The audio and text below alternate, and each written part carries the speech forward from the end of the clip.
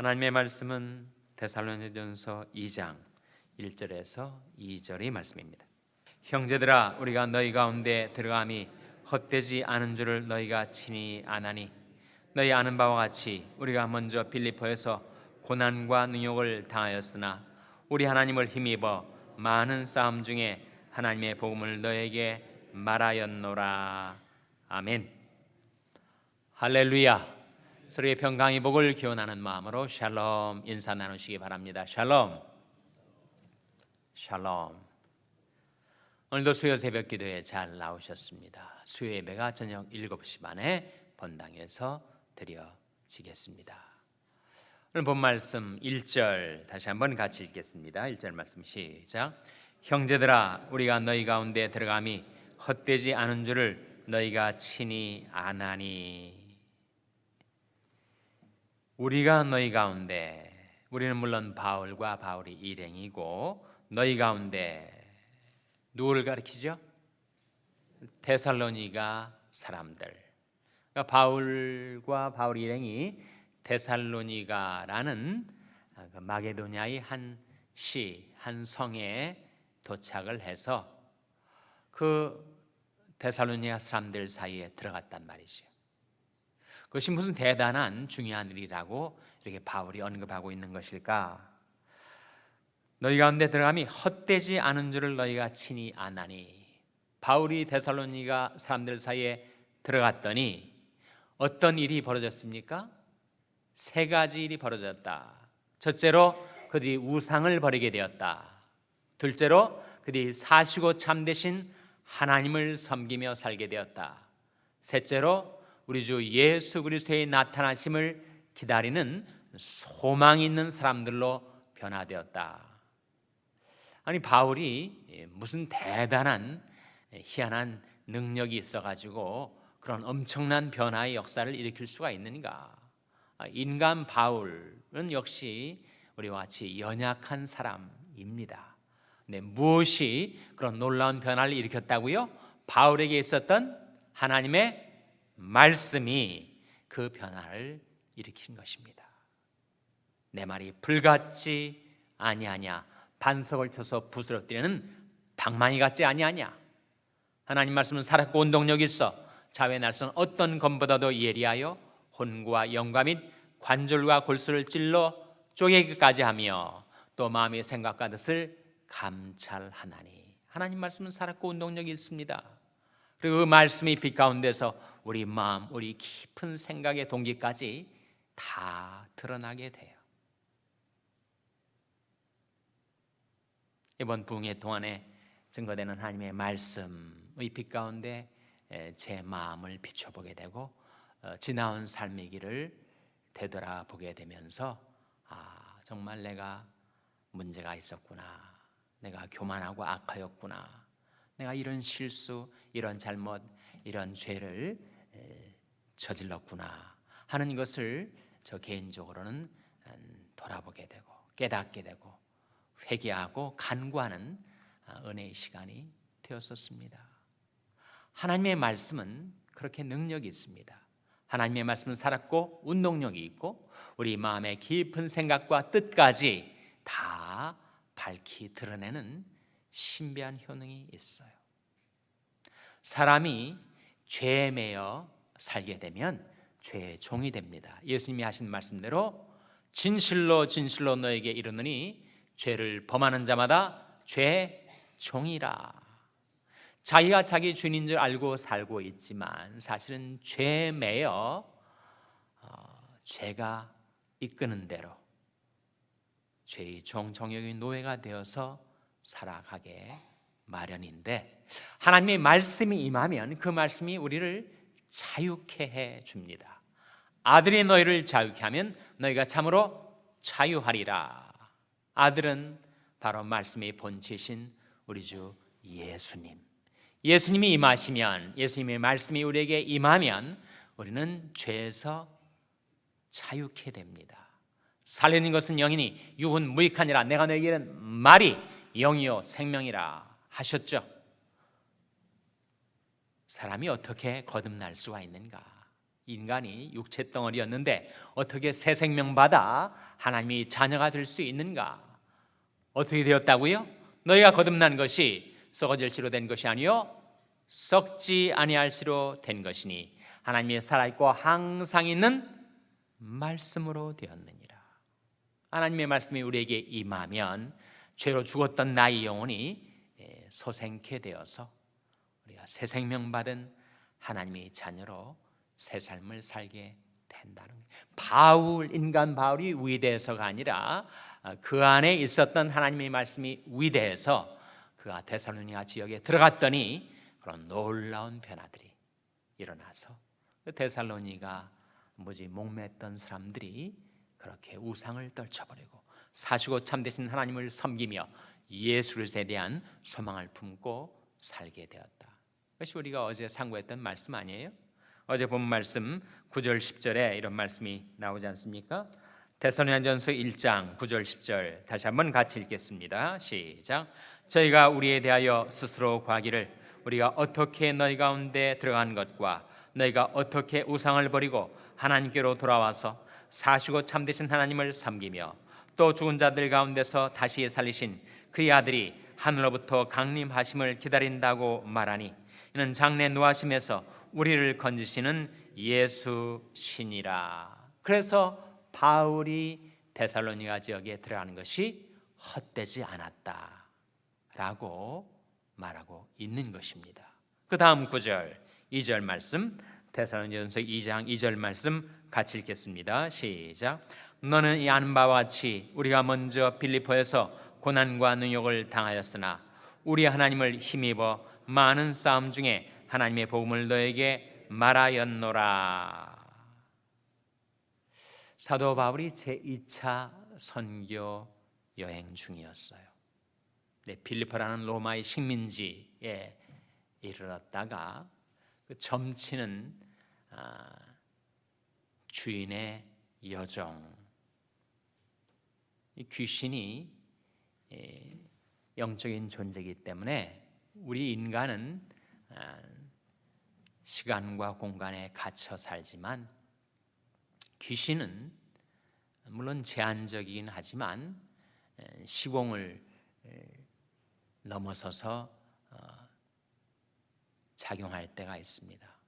그래서 인간의 기륭을 말하는 점치는 영이 한 소녀에게 내린 거예요. 그래가지고 주인이 그 소녀를 사용해서 돈을 많이 벌고 있는데 바울이 빌립보에 와가지고 계속 그 귀신 들린 여자가 이 소녀가 자꾸 바울을 쫓아다니면서 바들을 하는 거예요. 그래서 바울이 예수 이름으로 귀신을 쫓아냈습니다. 그랬더니 주인이 자기 소두원이 사라져 버린 거예요. 그래서 내 복덩어리였던 이 귀신 들린 어린 소녀를 완전히 무능하게 만드는 이 바울 신라를 감옥에 쳐넣은 거예요. 캄캄한 토굴에 갇혀있던 바울과 신라가 한밤중에 일어나서 하나님을 찬양한 겁니다. 몸이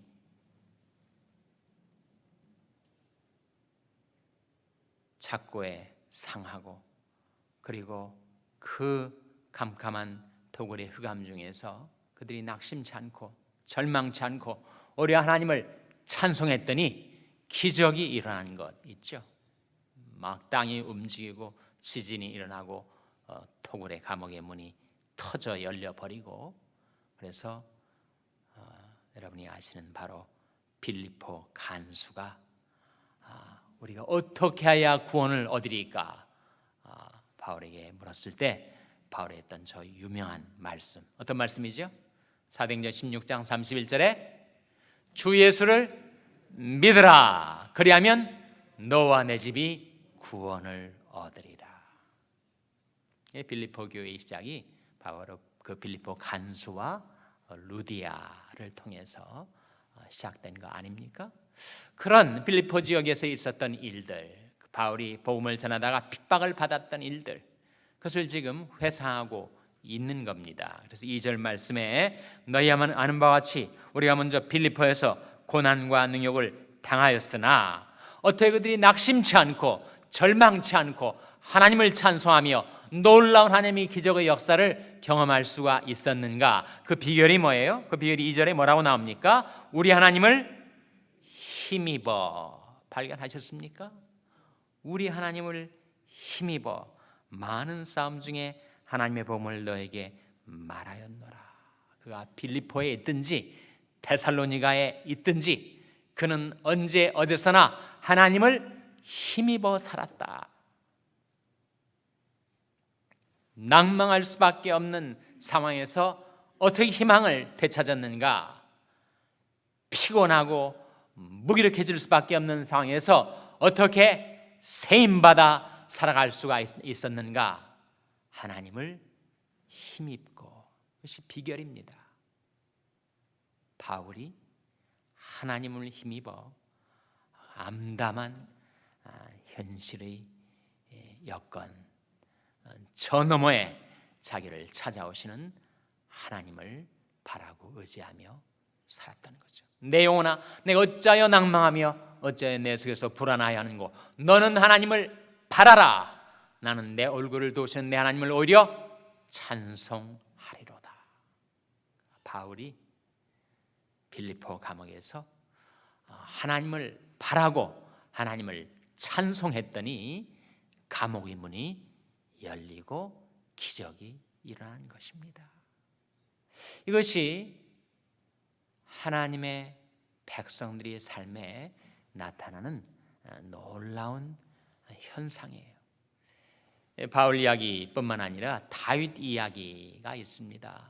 사무엘상 3장에 보면 다윗이 사울 왕의 칼날을 피해서 망명객이 되었어요. 시글락성에 도착을 해서 살고 있었는데 정말 설상가상으로 아말렉 족속이 침입을 해가지고 바울과 바울이 일행이 나가 있는 사이에 그 성을 급습을 한 거예요. 성을 불태워버리고 시글락성을, 그리고 다윗과 다윗 일행의 그 모든 가족과 재산들을 다 끌어가 버린 거예요.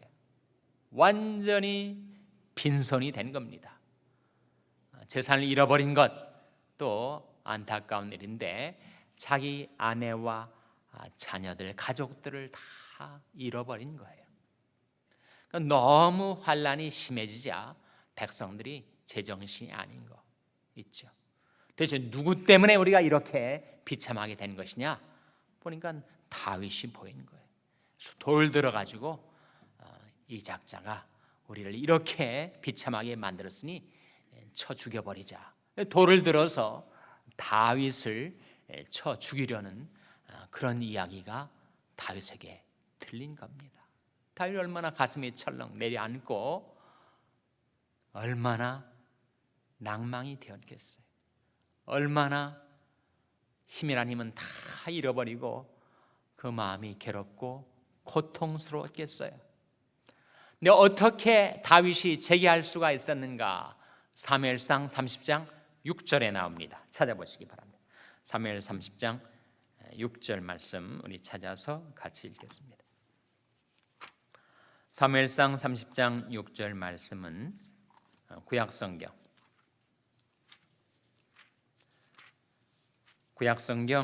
459면입니다. 구약성경 459면 사무엘상 30장 6절 말씀 찾아서 우리 같이 읽겠습니다. 사무엘상 30장 6절 말씀 같이 읽겠습니다. 시작. 백성이 각기 자녀들을 위하여 마음이 슬퍼서 다윗을 돌로 치자 하니 다윗이 크게 군급하였으나 그 하나님이 여호와를 힘입고 용기를 얻었더라. 백성이 시글락성에 있었던 다윗의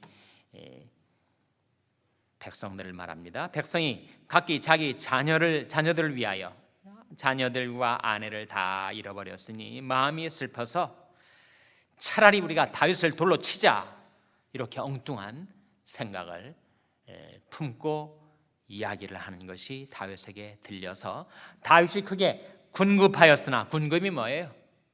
너무 황망하고 너무 그 마음이 비참하고 괴로웠다, 고통을 당했다, 스트레스를 받았다, 그런 말입니다. 다윗이 크게 군급하였으나 어떻게 제기할 수가 있었다고요? 그 하나님 여호와를 힘입고 용기를 얻었더라. 하나님을 힘입고 용기를 얻었어요. 다시 일어섰습니다. 아말렉 사람들을 쫓아갔습니다. 그러나 더 놀라운 기적이 그를 기다리고 있었는데, 단 한 사람도, 단 한 트럭의 재산도 잃어버리지 않고 고스란히 다 찾게 되었어요. 하나님이 기적적으로 모든 것 간수하여 주셨다가 낭망하지 않고 절망하지 않고 하나님을 힘입어 용기를 얻어 하나님을 섬기며 따랐던 다윗과 다윗의 일행들에게 그것을 다 돌려주신 거죠. 우리도 하나님을 힘입고 용기를 얻는 것, 희망을 되찾는 것이 필요합니다.